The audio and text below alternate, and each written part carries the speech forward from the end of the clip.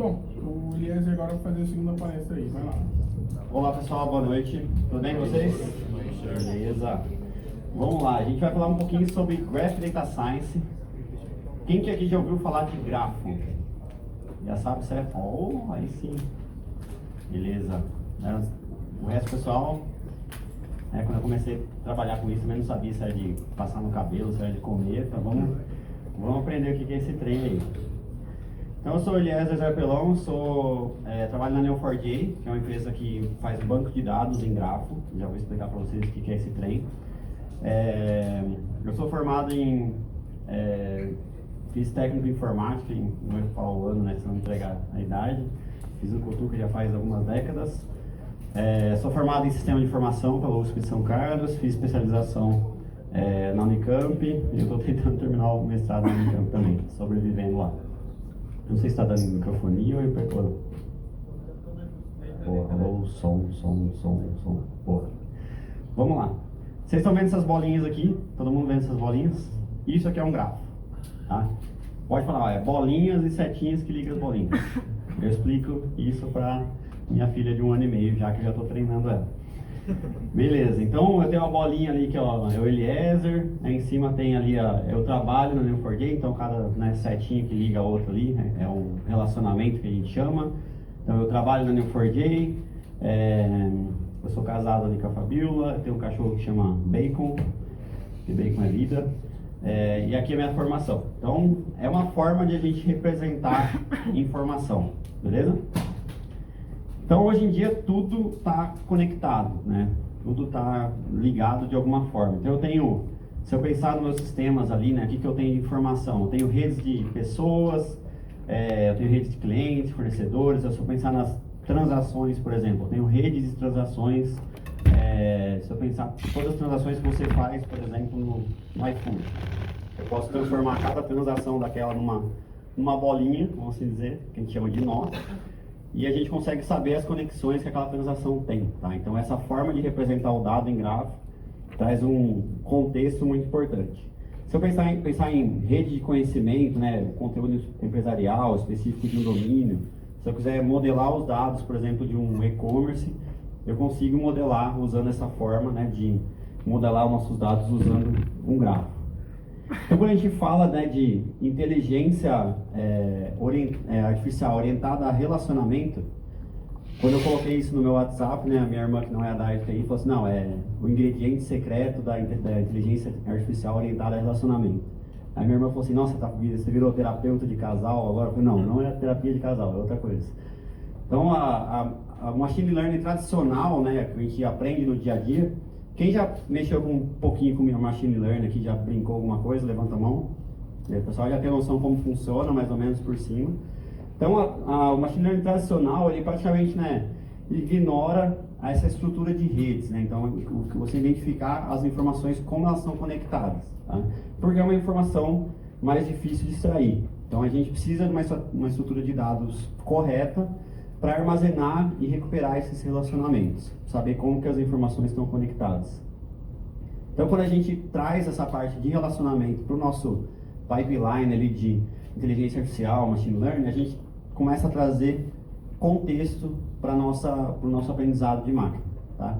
Qual que é a importância da gente, e a gente consegue fazer previsões ali que seriam inacessíveis de outra forma. Opa. Beleza, mas o que são, né, esses grafos aí que eu estou falando? Então eu tenho ali, por exemplo, um nó ali, Eliezer, aí a minha entidade Eliezer, a pessoa Eliezer é representada por um nó, e um nó ele pode ter um rótulo, né? Posso ter um rótulo pessoa, posso ter um rótulo consultor, e ele tem um relacionamento, ele pode ter relacionamentos ali com outros nós, tá? Então eu tenho um nome nesse relacionamento também. Então eu tenho um outro nó lá que é Fabiola, que é minha esposa, aí eu amo ela me ama, eu moro com ela.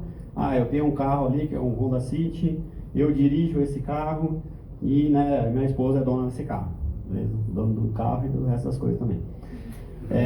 Então eu representei a minha família e todos os meus bens nesse gráfico aqui, tá? Então imagina lá que é uma quebra um pouco de paradigma, né, de você parar de pensar um pouco em tabelas, em documentos ali, e você começar a pensar em grafos, tá? Qual que é a vantagem disso? É a forma, se você for pensar, né, é a forma mais natural que você tem de pensar, né? A gente aprende o tabelês aí quando a gente começa a desenvolver sistema, mas a forma mais natural de pensar é você pensar como as coisas estão conectadas, tá? Se eu perguntar, por exemplo, quem assistiu Titanic, agora o pessoal vai entregar a idade, mas quem assistiu Titanic aqui, né? Você pensar, pô, quais atores tinham no Titanic? Pô, você vai pensar lá, pô, no Leonardo DiCaprio, aí o cara fez outro filme, você começar a pensar, né? Quando você vai pensar no filme, você vai pensar, pô, onde eu assisti esse filme? Você vai pensando nas conexões. Então, o grafo é a forma mais natural, né? Então, o nó representa uma entidade, o relacionamento conecta os nós entre si, eu posso ter propriedades tanto nos nós como nos relacionamentos, tá? Em 20 segundos é isso, tá? Qual que é a importância da gente, quando eu falo de trazer contexto, tá? E não usar, por exemplo, como que você faz para... eu quero saber, pegar a população inteira da Terra e colocar numa base relacional. Aí eu quero pegar todo mundo que é do gênero masculino. O que vocês fazem? Faz um select, né? Coloca um air ali, faz um filtro, aí, pô, beleza, pega todo mundo que é homem.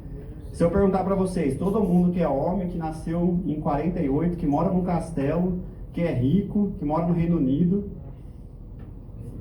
quem que vai vir? Vai vir duas pessoas, tá? Com certeza. O Ray Charles e o Ozzy Osbourne, tá? Igualzinho um do outro, né? Um come morcego e outro é o Ray Charles, tá? Então, esse é o problema, assim, de você usar filtros para fazer, buscar informação no seu banco de dados. Quando você usa grafo, você tem essa visão já, você sabe o contexto que os dados estão, como eles estão conectados. Apesar de eles terem similaridades ali, eles estão em contextos completamente diferentes, tá? Então, essa é uma vantagem de a gente usar grafo. Então, trazer um exemplo aqui. Deixa eu passar a placa de cá, para eu conseguir enxergar aqui, que a idade já bateu já. Se eu pensar, eu tenho um grafo aqui de um e-commerce. Eu tenho, por exemplo, os nozinhos que são rosinhas, que são seções, os nós mais lilás, que são produtos. Eu tenho aqui os nós laranjas, são usuários. Então esse usuário, ele entrou no meu e-commerce, aí ele abriu uma seção, aí ele comprou esse produto pertence a essa marca. Ele, na mesma sessão, ele adicionou esse outro produto no carrinho, que também pertence a essa marca. Então, como você vai lendo o grafo, tá? E se eu pegasse tudo isso daqui e transformasse isso numa tabela? O que ia acontecer? Eu consigo fazer isso? Consigo. Qual que é o problema? Eu ia ter uma tabela esparsa, eu ia ter um monte, né? 1 milhão de linhas, 1 milhão de colunas, onde encontrou ali, eu marcaria um X, mas ficaria essa informação muito esparsa, tá? Então, onde que o bicho pega aí, que a gente fala, eu quero ter o histórico de cada cliente para gerar recomendação personalizada. Né? Então, quando eu estava com uma tabela, tem uma informação esparsa ali, às vezes insuficiente. Eu quero reduzir a dimensionalidade, a quantidade de informações que eu tenho.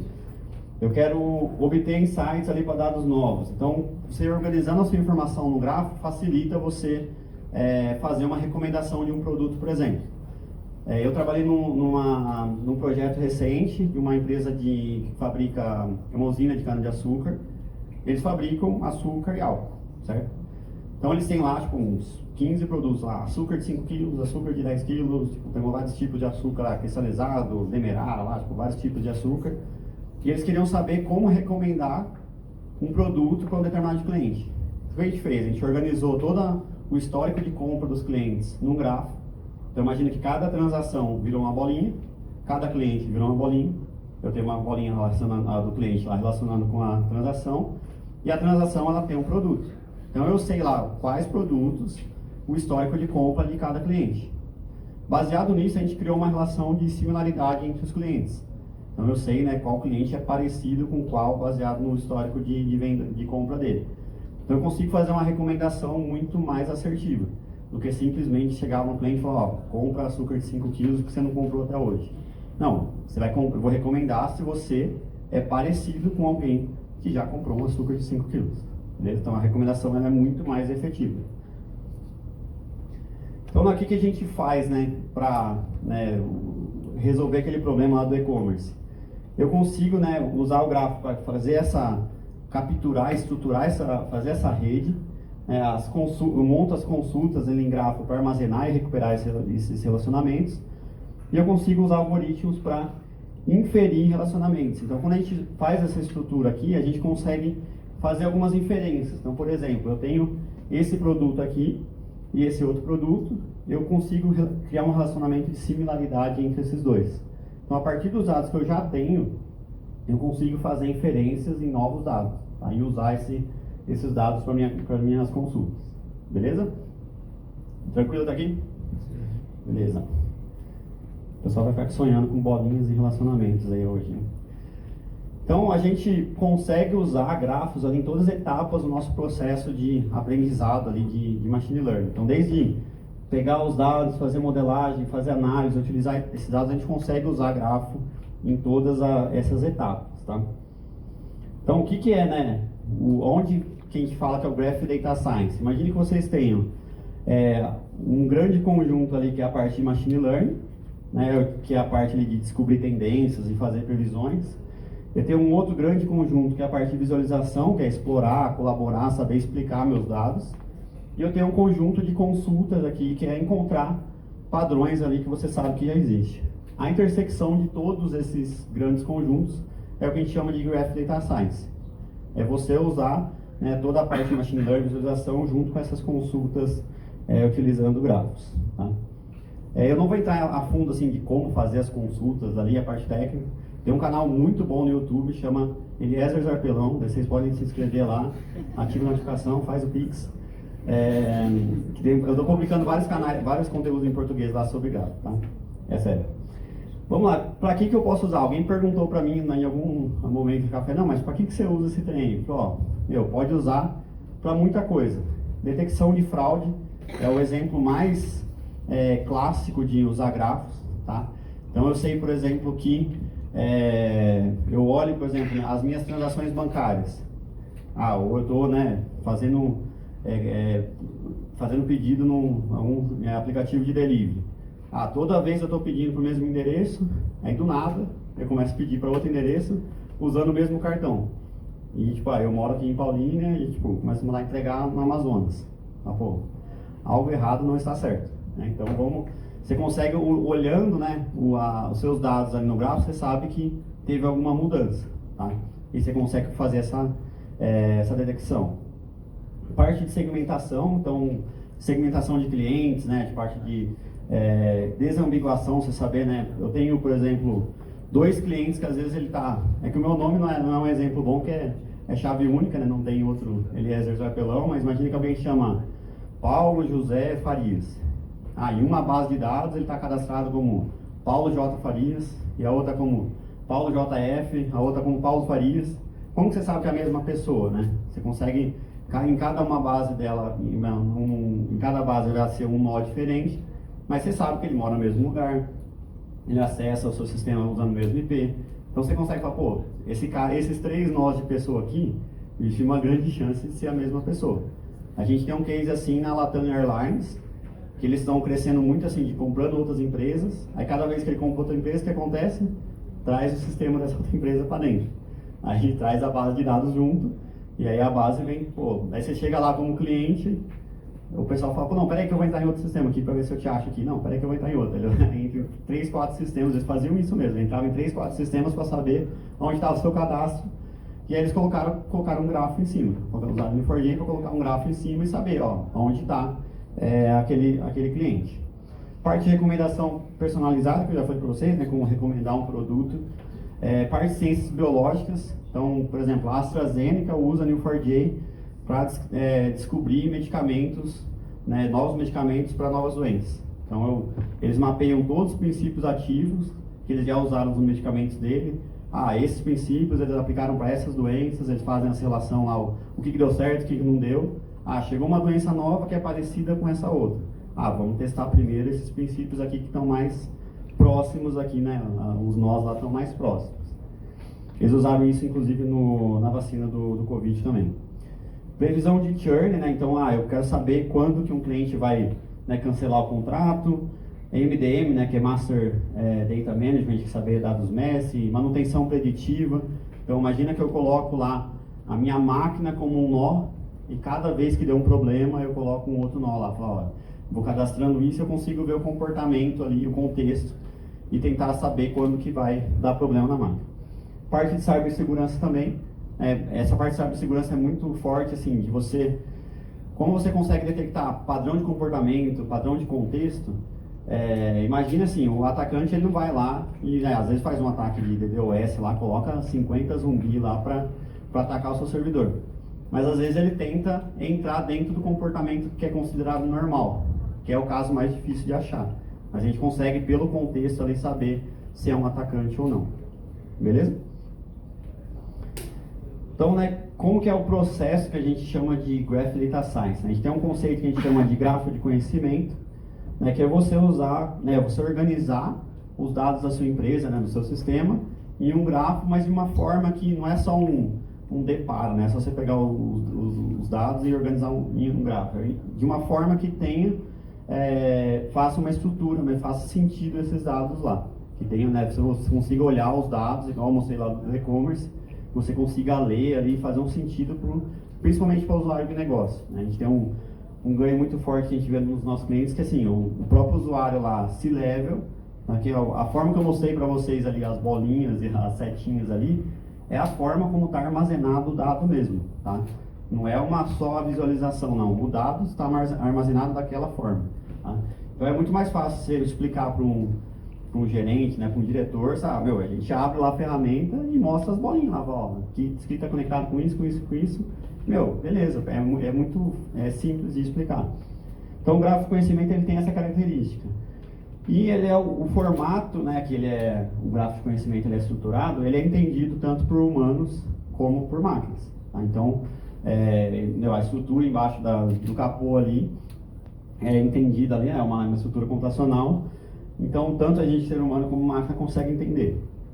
Essa parte de gráfico de conhecimento, o que estourou? O que vocês acham que estourou, né? O boom aí, que é de uns 2 anos pra cá. Quem chuta aí?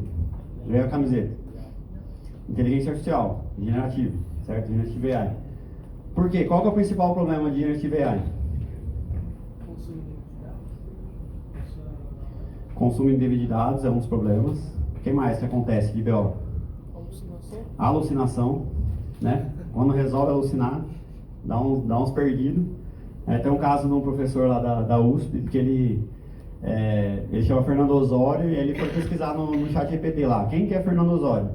Aí o ChatGPT respondeu para ele, Fernando Osório é um professor do ICMC, da USP de São Carlos, que morreu em 2018.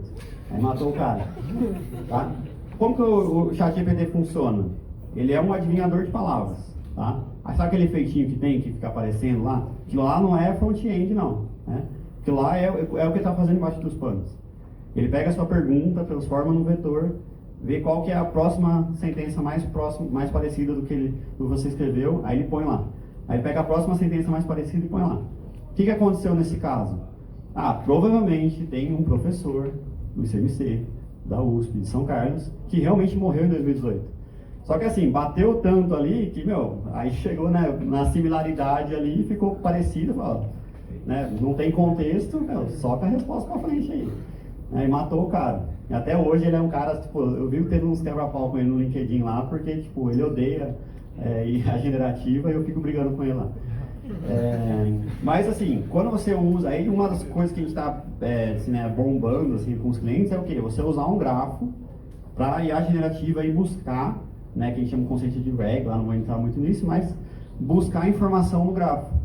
Então, quando você busca informação no grafo, você já traz a informação estruturada. Isso traz contexto, traz explicabilidade. Então, quando dá a resposta para você, inclusive a gente tem uma ferramenta lá que você consegue clicar lá e falar, não, beleza, mas da onde você tirou essa resposta? Aí ele mostra lá no gráfico, ó, eu consultei nessas bolinhas aqui, tipo, nesses nós, nesse relacionamento, com base nisso aqui que eu dei essa resposta, beleza? Então isso é uma coisa que trouxe bastante visibilidade para gráfico. Tá? Então a gente tem, né, a parte dos dados ali, né, que é a organização dos nossos relacionamentos. A gente tem a parte de consultas, que a gente tem uma linguagem, né, própria que chama Cypher. que é aquela linguagem ali que está um match ali, que você busca por padrão. É como se fosse uma expressão regular. Você procura por um padrão dentro do gráfico. Tá? E até a parte de visualização que a gente tem ferramentas ali de exploração, aí que eu vou mostrar algumas coisas para vocês na demo no final. Alguém fez uma referência já de Cypher, que é o nome da nossa linguagem, com o Neo4j? Alguém pegou o relacionamento entre esses dois nós? O que Cypher tem a ver com o Neo4j? Menos o Matheus, olha que o Matheus já sabe a resposta. Ninguém pegou? Nem eu sei, Renato. Isso, vai perder a camiseta, hein? Hã? Ah, o Pokémon já sabe já também. Quem assistiu Matrix? Levanta a mão. Quem lembra do Cypher do Matrix? É o cara que atira em todo mundo lá, aqui é o X9 lá, né? Tem a ver. Neo4j, o Neo é o cara do Neo4j, o principal lá do Neo4j. Aí por que chama Neo4j? Porque o domínio new.com na época tinha acabado de sair o Matrix, o new.com custava $7 mil e Neo4j custava $7. Aí o cara falou, não, vou comprar o domínio Neo4j que é um pouquinho mais barato. Que na época era tudo 4J, né, que era de Java, era tudo 4J, log4j, né, era tudo 4J, então virou Neo4j. Tá? Então a origem a nossa biblioteca de utilidades chama APOC, que é um outro personagem do Matrix. E aí, tipo, aí eles colocaram, mas o que significa APOC? Não, é Awesome Procedures Over Cypher. Aí os caras deram um jeito de enfiar a sigla lá no meio. Boa. Vamos lá. O que eu posso fazer então com um grafo de conhecimento? Se eu pensar na área financeira. Teve alguém da Bosch que me perguntou, por que vocês usam isso aí? Eu falei, a gente usa para tudo, né? É uma plataforma de banco de dados. Então, para a área financeira, eu quero saber, por exemplo, quais contas que estão sinalizadas lá na rede, por exemplo. O pessoal do financeiro reporta uma pessoa para o COAF. Qual que é o seu nome? Guilherme. Guilherme aqui, o cara movimentou lá R$35 mil por dia lá num mês, reportaram ele para o COAF. Aí o que eles vão fazer? Que a gente faz isso com nossos clientes de financeiro. Para quem que ele foi reportado para o COAF, para quem que ele mandou Pix. Ele mandou Pix lá para outra pessoa, que mandou para outra pessoa, que mandou para outra pessoa. Cada pulo desse a gente chama de hop. Então eu quero saber todo mundo que está a 4 hops de distância do Guilherme. Tá? Essa é uma coisa que a gente traz com gráfico de conhecimento. Quantas variáveis lá de login e conta tem em comum? Como que a gente, vou trazer essas métricas lá para o meu processo de aprovação. Se eu vou pedir um empréstimo, por exemplo, eu vou olhar a rede do cara para ver se o cara não está muito perto de alguém com problemas, certo? Alguém que já foi reportado, por exemplo. Tá?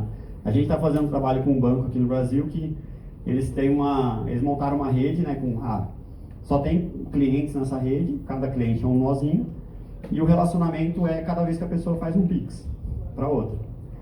Só que eles têm uma marcação lá, um rótulo nos nós, que a pessoa já processou o banco. Então assim, eles sabem assim, esse cara processou o banco. Então, aí ele pega a rede de volta ali e fala, esses caras em volta aqui vão ficar espertos, porque ele pode ser amigo dele, né? Ele pode ser um potencial pessoa para processar o banco também. Então, eles conseguem fazer essa estrutura ali, assim, a gente carregou, 75 milhões de clientes, e as consultas, quando demora mais que 3 segundos, já, tem uma coisa errada. Ciências biológicas, o que conecta gene com doença e alvo de tratamento, né? Que outros genes podem ser alcançados lá com 4 hops de um alvo de tratamento? Qual que é o mecanismo em comum entre os dois medicamentos? Eu consigo usar grafo, então, para parte biológica também, ciências biológicas. Consigo usar para marketing e recomendação, que é um exemplo que eu já dei para vocês aqui. Supply chain, eu quero saber lista de materiais, bill of materials. Imagina o seguinte, vou construir um carro. O que tem um carro? Tem uma porta, certo? O que tem na porta? Tem maçaneta. O que tem na maçaneta? Tem o encaixe da chave. O que tem no encaixe da chave? Tem uma peça de metal ali.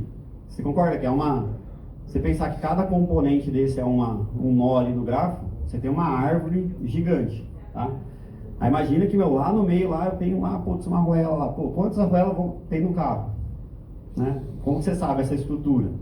Isso que a gente chama de bill of material. Aí imagina isso conectado com uma cadeia de suprimentos. Porque eu quero saber, eu preciso fazer um novo pedido, né? Aí fica a dica aí, pessoal da Bosch, a gente pode marcar a reunião depois.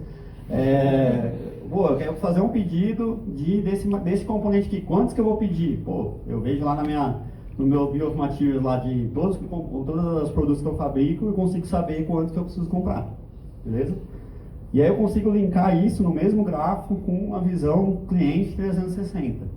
Pô, seu cliente te ligou, aí você abriu o chamado lá, o atendente já abre a visão 360 do cliente no gráfico e sabe, pô, esse cara aqui, ele tá ligando, ele é um cliente do tipo tal, ele sempre faz transação no horário tal, cara, ele vê toda uma visão 360 do cliente, tá? E ele vê isso num gráfico, é muito mais, intuitivo do que você vê isso numa tabela, né? Às vezes você vê na tabela, você vê um monte de número e fala, pô, você não sabe qual que é a sequência que tá rodando as coisas. Beleza até aqui?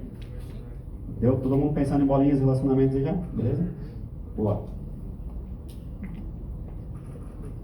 Só para dar um contexto matemático da onde que veio o grafo, a Newforgay não inventou o grafo, tá?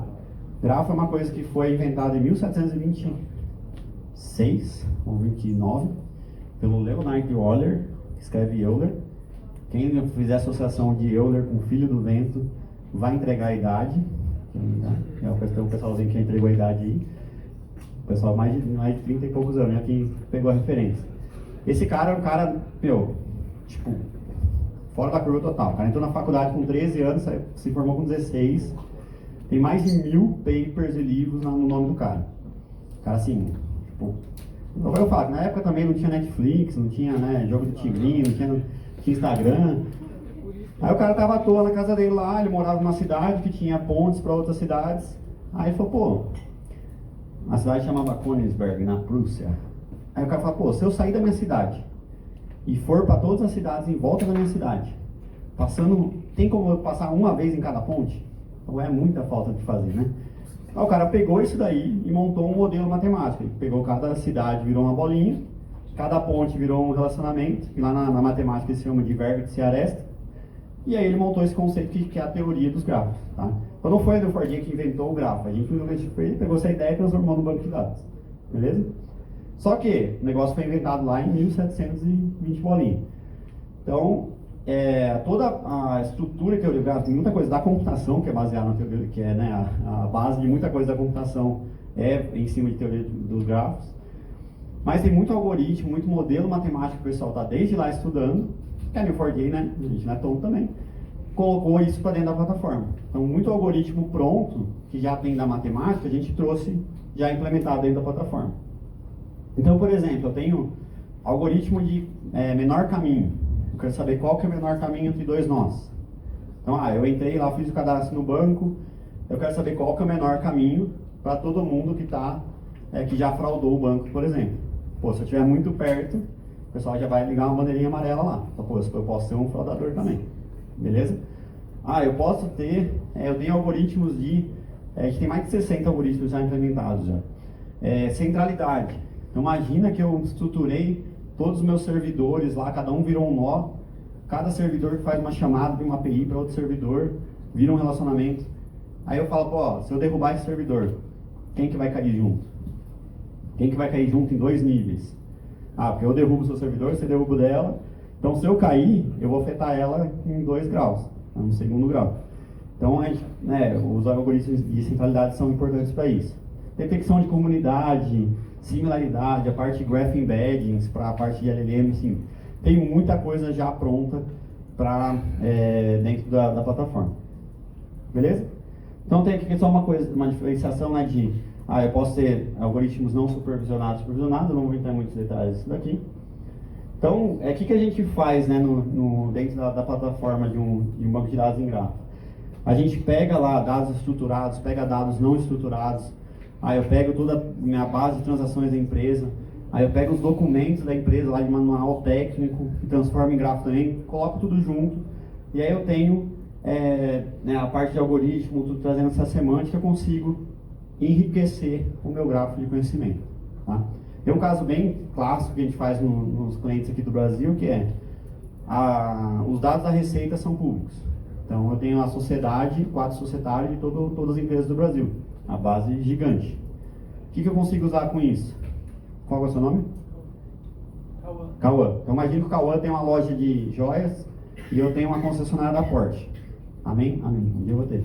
Beleza? Então imagina que eu vou lá na loja dele, compro uma joia, ele vai na minha loja, compra um Porsche, mas tipo assim, ele é sócio do Guilherme, eu também sou sócio do Guilherme em outra loja. Pô, se eu junto duas, né? Se você olhar só para as transações que a gente está fazendo entre nós dois, pô, tá tudo bem. Mas você começa a trazer essa informação, quem é sócio de quem, aí já começa a aparecer os BO. Aí você fala, né, o pessoal que tá, Polícia Federal tá prendendo um monte de gente, não, que é conectado com não sei quem, não sei quem, não sei quem. Eles estão usando o Neo4j lá comigo, é cliente nosso. Beleza? Então a gente tem, por exemplo, resolução de entidade, é o caso que eu falei para vocês da Latam. Então eu consigo fazer, por exemplo, eu tenho os relacionamentos, aí eu uso lá, tipo, né, começo a criar novos relacionamentos baseados nesses relacionamentos que eu já tenho, faço embeddings, quem sabe o que é embeddings? Levanta a mão. Embed é você pegar uma informação e transformar, por exemplo, num vetor, transformar isso numa sequência de números. Tá? É muito mais fácil você comparar uma sequência de números do que você comparar texto, por exemplo. Então eu consigo saber quão similar são duas informações. Então a gente tem esse algoritmo de embeddings. Para saber, né, a similaridade, eu começo a criar comunidades aí baseado na distância desses embeddings.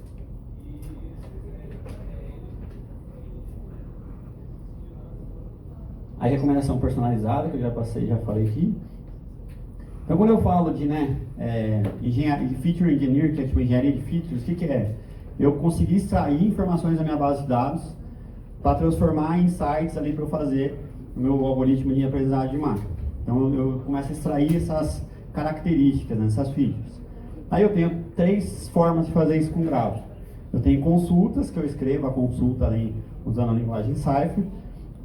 Eu tenho algoritmos, por exemplo, PageRank, que é o algoritmo que o Google, né, usava lá desde o começo para saber qual que é a melhor página para te indicar quando você faz uma pesquisa. Eles usam esse algoritmo de PageRank. Novamente, a Neo4j não foi a empresa que inventou o PageRank. A gente só implementou e colocou na plataforma.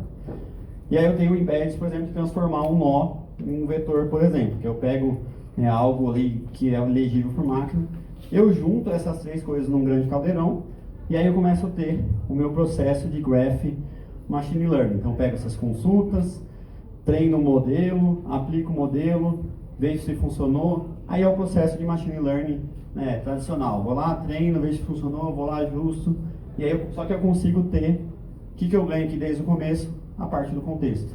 Então eu tenho todo lugar que eu estou usando o grafo aqui, eu tenho o contexto como base do meu processo de Machine Learning. Tá?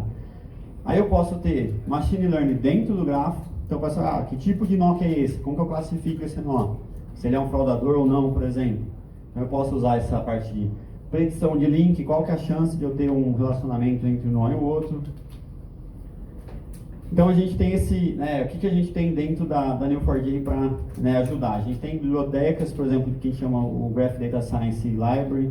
A gente tem o Bloom, que eu vou mostrar para vocês, que é uma ferramenta de visualização. Então a gente consegue ter ferramentas para dar esse poder para o desenvolvedor, para o analista de dados e para os usuários. Então a ideia é que vocês façam previsões mais precisas, então responder perguntas ali que às vezes você não consegue tratar numa base de dados normal, relacional, aumentando essa precisão preditiva. É o primeiro framework de ciência de dados com grafos. Então a gente é o pioneiro nessa área de fazer ciência de dados com grafo, que tem recursos ali de escalabilidade, suporte. E a gente fazer ciência de dados com grafo é prático e fácil de usar, juntamente com a exploração visual, que eu vou mostrar para vocês na demo. Beleza? Explodiu a cabeça do mundo? Boa. A ideia era essa. Vamos lá. Deixa eu ver se eu tô com uma... para quem quer já começar gratuitamente, a gente tem uma plataforma que chama Graph Academy, que tem assim, até uns 30 e poucos cursos lá gratuitos, tem certificação gratuita, você termina a certificação ganha camiseta lá tudo. A certificação é gratuita, tem o AuraDB, que é a nossa solução SaaS, nossa solução em nuvem. Vocês conseguem criar uma base de dados de graça lá, até, se eu não me engano, até 200 mil nós e 400 mil relacionamentos é de graça. Então vocês conseguem lá, pega uma basezinha que vocês já têm lá em relacional, exporta para o CSV, importa lá, No meu canal tem um videozinho de como fazer isso. Deixa o like. Beleza. Eu deixei meus contatos aqui e eu vou passar por uma pequena demonstração. Tranquilo? Dúvidas até aqui? Levanta a mão. Você mexeu com o banco de dados relacional? Você já mexeu com o banco relacional? Ixi. Então a pergunta é o seguinte. Já fazia tuning de SQL, mano. Cavocava até. Chegou a idade não. Faça a sua pergunta. A minha pergunta é o seguinte. Como que foi o seu estudo, sua transição do relacional para não relacional? Boa pergunta. Eu falo que é um negócio difícil de voltar para trás. É difícil você parar de pensar em grafo agora, sabe? Você vai começar a ver os problemas, aí tipo, já fica natural, né? Tipo, sabe? Você começa a pensar já putz, isso aqui eu posso transformar no nó, isso aqui vira relacionamento, já vai, né? É mais intuitivo. Você tem uma curvinha de aprendizado ali, de aprender a linguagem, né? Tipo, você para de fazer select, começa a fazer match, né? Buscar padrões. Mas com o tempo, por exemplo, você tem a curva ali, depois um mês você já está ali, né? Comendo com sucrilhos ali. Então é bem mais prático, mais intuitivo. Tá? Então assim, substitui relacional para tudo? Não. Tem casos sim.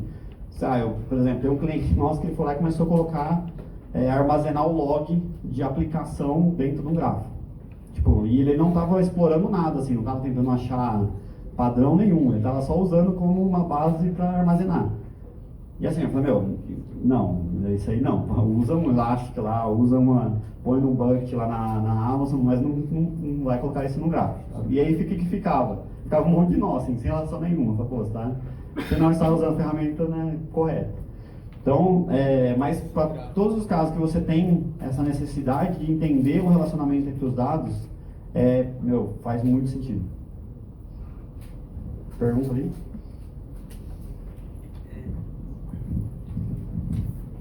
Mais uma dúvida, o banco de grafos, né, no caso, ele é não NoSQL. É NoSQL. Mas ele é baseado em relacionamentos entre os grafos. Isso, é meio... Então como é que funciona isso? A gente fala assim que o banco relacional, ele tem problemas para lidar com relações. É bem isso, porque como que você faz para relacionar duas tabelas num banco de dados relacional? Uma for key. Ou você cria uma terceira tabela. Aí você cria uma tabela que tem um ID de uma com o ID da outra. Ou você faz o for key. Então, mesmo se você fizer um for key, imagina que você tem uma tabela de, vamos pensar aqui, de clientes, de produtos e qual que é o fabricante daquele produto, certo? Você vai ter uma tabela de fabricante, você tem um ID do fabricante. No produto, você tem o ID do fabricante também, certo? Que é uma for key. Só que você concorda que todos os produtos que estão no mesmo fabricante vai ter aquela coluna ali repetida? Então a gente tem até um ganho de espaço em disco mesmo. A gente tem um case que eu trabalhei faz uns 7 meses mais ou menos, de uma financeira. Eles tinham 3.2 tera de informação por dia que eles geravam na transação, que é uma registradora. Toda vez que você passa o cartão lá numa maquininha verde, que não vou falar o nome, mas você passa o cartão na maquininha verde, ele passa por essa registradora. E eles estão processando toda essa informação. Esses 3.2 tera em grafo virou 8 GB. Tipo assim, um negócio absurdo, porque assim, tem muita informação repetida. A loja vai estar sempre repetida.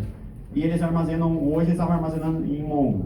Então, toda vez que tinha lá um documento lá com a transação, você tem lá o ID da loja. Imagina isso aí repetindo toda vez. Tá? E qual que é a dificuldade do NoSQL tradicional? Você olha aquela transação, você fala, o que está acontecendo nessa transação? O que você sabe dessa transação? A loja que foi, o dia, o valor, acabou. Com o grafo, com o grafo você consegue saber o que está acontecendo em volta dessa transação. Eles têm uma visão 360. Beleza? Obrigado. Eu acho que tem mais uma pergunta aqui, A minha dúvida é o seguinte, quando você falou que pluga uma IA na sua base da Neo4j, a acurácia dela sobe para quanto mais ou menos? Cara, a gente mitiga muito a alucinação, muito. Mas tem uma média? Tem, eu tenho um artigo que foi recente, cara, eu lembro que eu aumentava, eu não sei se é 3.5 vezes mais acurado do que você usar direto. Tem um artigo, cara, eu não tenho ele fácil aqui, mas eu posso mandar depois. Eu tenho um artigo que o pessoal pesquisou para saber calcular, né? Eles têm agora várias métricas de LLM, e eles viram que você usar, inclusive se você olhar, por exemplo, no Microsoft Research, que é os pesquisadores da Microsoft, eles recomendam você usar o GraphRag. A Google também, pesquisadores da Google também soltaram artigos recomendando usar. Então, se olhar no radar de impacto do Gartner, lá que ele recomenda usar grafos com LLM. Tá? Uma outra dúvida só, a Hadoop MapReduce para vocês tratar esses dados aí, que é muito dado, né? Para ter uma acurácia. Você fala de usar Hadoop? Para reduzir o mais assertivo possível o resultado final, né? Mas você fala reduzir em espaço ou de... Em que sentido que você está falando? Por exemplo, assim, eu tenho um volume muito grande de dados. Uhum. Para me filtrar e chegar lá no dado mais longe possível, vocês utilizam algum tipo de... Não, a engine do Neo4j, lá embaixo dos panos, ele grava, imagina como se fosse, de uma forma bem simples, como se fosse ponteiros mesmo. Então o nó, ele aponta, o relacionamento é um ponteiro de um nó para o outro. É como se fosse um ponteiro de um nó para o outro. Então isso, quando você vai ter que fazer essas pesquisas, em complexidade de algoritmo é sempre O de 1, assim, você vai de 1 para o meu, você vai de 1, porque assim, você vai direto no nó. Você não tem que ficar pesquisando o índice, ficar varrendo, quando você vai, cada join que você faz, você vai varrer o índice, não sei o que, não, é tudo direto, tudo direto. Do ponto de vista performance é muito bom, muito bom. Perguntas? Depois o pessoal fizer pergunta, me avisa lá que eu vou dar a camiseta aqui. Agora o Renato vai fazer pergunta, safado. Vamos para demo? Beleza? Então aqui, nessa demo, o que eu fiz? Eu peguei uma base de aeroportos. Qual aeroporto tem rota para cada aeroporto? Cara, é uma base de cima. Tem só um nó do tipo aeroporto e eu tenho só um relacionamento do tipo tem uma rota. Tá? Posso usar para o bem ou posso usar para o mal. Quer saber qual aeroporto eu vou atacar. Beleza? Eu posso ter aqui no se vocês entrarem na sandbox.neo4j.com, tem um ambiente no nosso sandbox, você consegue criar esses tipos de base, criar base em branco. E ela mata a base depois de 3 dias. Vocês conseguem várias bases já com pré-populadas, de detecção de fraude, cibersegurança, tem bastante coisa legal lá. Então aqui eu consigo, por exemplo, aplicar meu Deus do céu. Nossa Senhora das Vendas. Vamos lá. Desconectando a base aqui. O bot não corta a internet na minha não, né?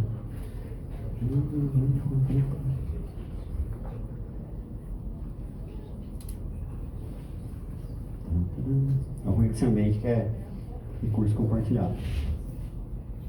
Se ele vai carregar mesmo. Meu gráfico estava aqui antes.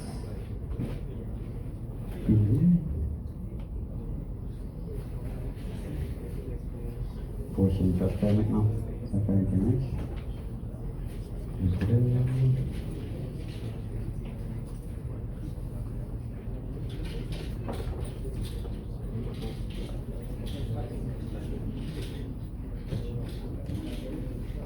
Eu acho que a internet deu uma engasgada. Ou caiu ou tá bem lento. Poxa, só que eu... tá aqui. Boa. Vou carregar de novo. Poxa, não abriu, ó.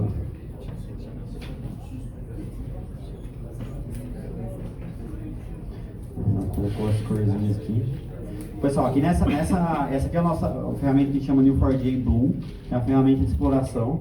Então você consegue, por exemplo, colocar lá, eu coloquei lá na pesquisa, todo aeroporto que está conectado a outro aeroporto, eu consigo executar. Eu não sei porque que ele não caiu não colocou as corzinhas aqui.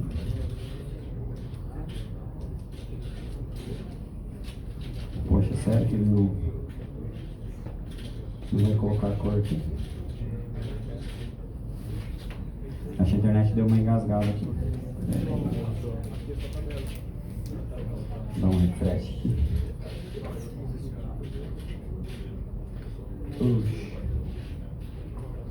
Devia ter deixado gravado o videozinho aqui, igual foi isso. Devia ter seguido sua dica. Vamos lá, gente. Uma última tentativa. Quer tentar no... Agora acho que carregou. Vamos ver. Não, ele caiu de novo.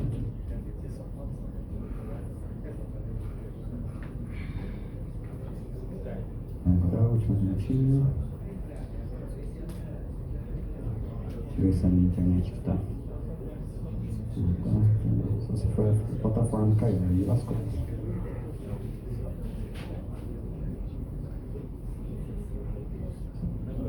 Enquanto carrega aqui, então a gente consegue rodar, por exemplo, alguns algoritmos de Graph Data Science aqui. Aí eu pego, por exemplo, eu tenho as rotas, eu consigo saber qual que é o aeroporto que ele é mais central. Né? Por exemplo, o aeroporto de Atlanta é o aeroporto que mais sai, ele sai e recebe voos. Eu consigo saber, né? Ele cria um score lá de importância para aquele aeroporto. Chegou uma coisa zoada aqui na internet mesmo. Mas esse algoritmo aqui de similaridade, acho que faz umas 2 semanas que eu soltei um vídeo de como usar o Bloom aqui também para calcular. Tá? Peço desculpas porque a demo não deu uma engasgada. Vamos ver se a gente fechar, né? Usar o método. O pessoal que é mais novo não vai pegar referência, mas chama Fusca Solution. Você já viu já? Conhece a solução do Fusca? Você sai do Fusca, entra no Fusca, resolve 90% dos problemas. Desliga a máquina, espera 5 segundos. Vamos ver a última tentativa, hein? Inicia o roteador, espera 20 minutos. Eles fazem isso só para sua chamada cair para o autoatendente depois.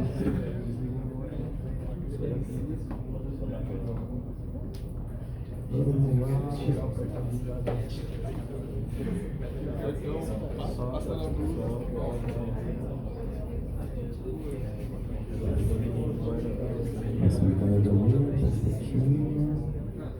Beleza, eu vou ver se eu consigo gerar a perspectiva do zero aqui.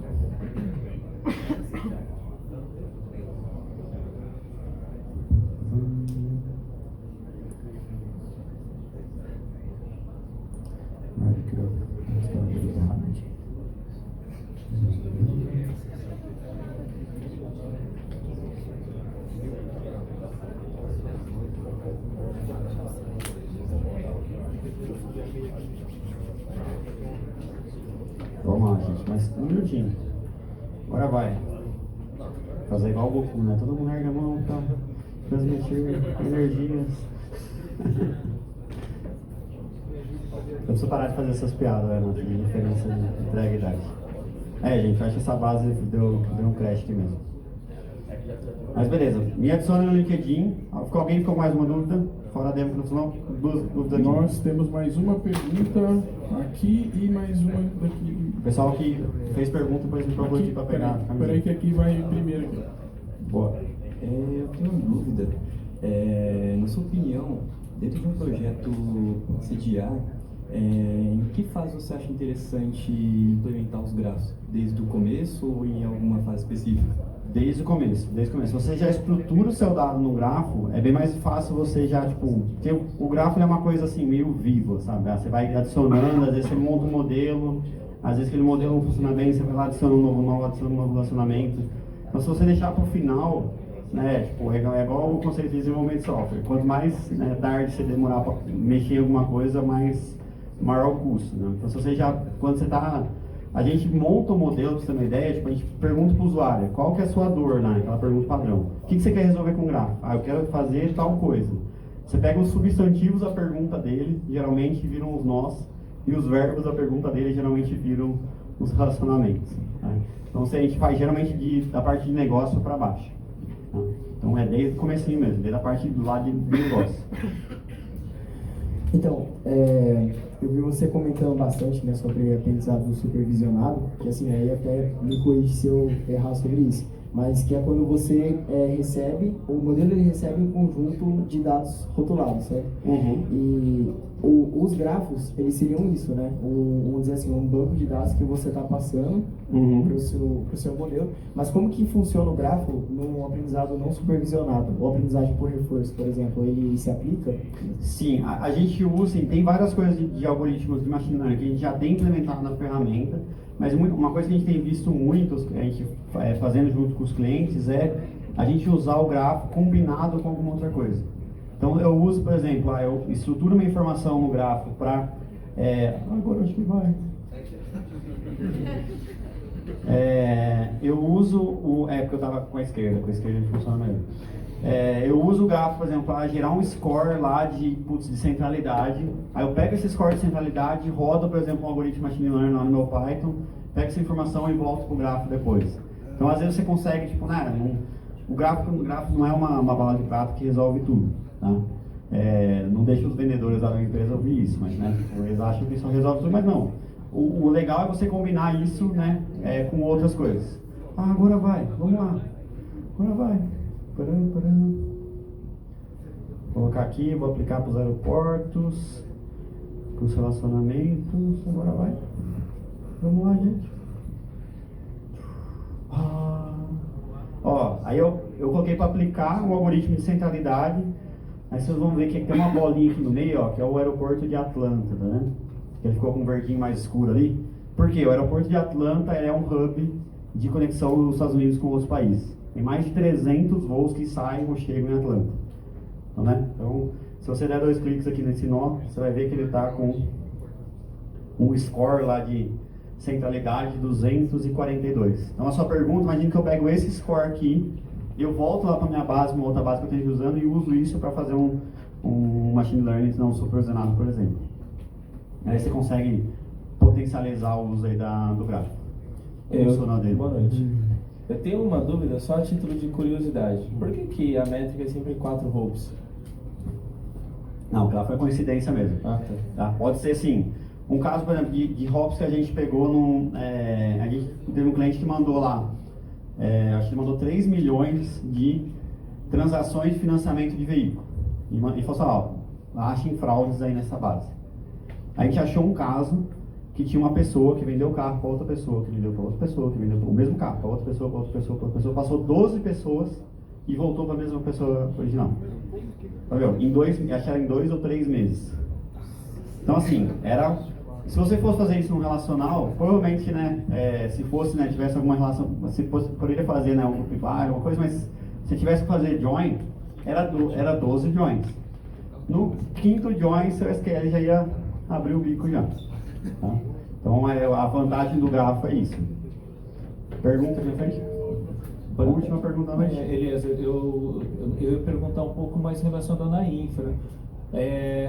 Tem uma série de vantagens, uma complexidade melhor, no sentido...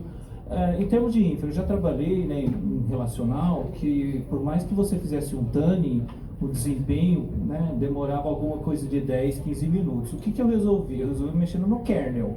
Aí eu mudei shared memory, fiz uma compilação de kernel, aí caiu isso daí sem mexer uma linha, no caso do banco, de alguma coisa lá de 10 minutos para 30 segundos. A minha pergunta, não sei se faz parte do contexto, eu consigo melhorar o desempenho mexendo em parametrização envolvendo o sistema operacional kernel, de maneira que eu consiga ter melhor alocação do sistema operacional. Talvez a pergunta dele, eu entendi que é um pouco nessa linha, de repente eu conseguir alocar mais cache, alguma coisa que tenha um resultado. Fora o ambiente, o que eu consigo? Eu não sei se faz parte do contexto, sim, mas a gente tem a Neo4j tem uma versão Enterprise, que você pode rodar on-premise, que você tem mais essa flexibilidade. No SaaS lá, é o nosso time de produto que cuida. Tá. Aí você vai lá, cria uma instância, eu quero uma instância de 4 GB, acabou. Tem alguma customização que você consegue fazer. No on-premise, ele dá mais liberdade. Então você consegue falar, putz, quanto que você vai usar de memória RAM, quanto você vai dar de cache, você consegue customizar isso, quantos clusters vai rodar, quantos nós de leitura, quantos nós de escrita. Então você consegue ter mais essa flexibilidade no on-premise. No SaaS você tem um pouco menos. Tem algumas coisas que estão colocando já, mas assim, um dos motivos de performance aqui, a gente roda muita coisa em memória. Tá? Então essa velocidade é muito grande. Então a gente faz essa projeção do grafo em memória e consulta como ponteiro ali, por isso que fica um modelo bem agressivo. Sim, eu imagino que já a topologia, a forma dele é mais para ver se consegue explorar mais algum tempo, que às vezes 1 milissegundo vai fazer toda a diferença, Mas assim, para mim tá claro. Obrigado, até desculpa se ficou fora de contexto esse lado aí. Muito obrigado. Fechou, pessoal? Valeu, muito obrigado.